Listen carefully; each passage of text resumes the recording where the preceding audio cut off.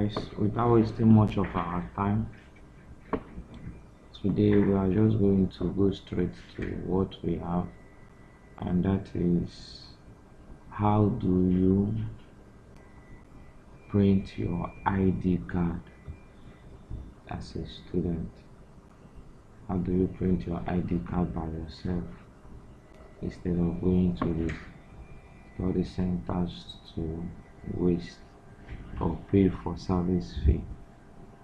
How do you cut down some fees that you pay in order to do some services by yourself? So we assume you already know how to log in into the Now Online student dashboard. So once you are logged in, all you just have to do is come to the registry. Come to the registry section. You can see the registry section towards the up menu here. So once you are there, you can see the left hand sub menus. Here you can change your password. You can update your next of kin, which is your biodata. You can then print your ID card. Another thing you can do is you can request for the change of level. You can also request for the change of your study center.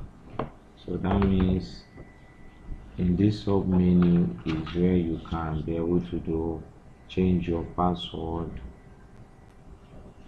update your biodata,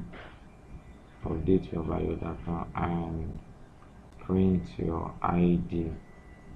Also, you can request to change your level and or change your study center. So depending on which you want to do, just click on it and it will walk you through the process. But once we are talking about ID card, once you click on print ID card, as you can see, this is the ID card. This is the front view and this is the back view. So with this now, you can go to anywhere they print ID card out.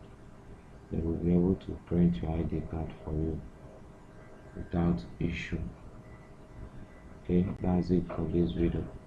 Thank you.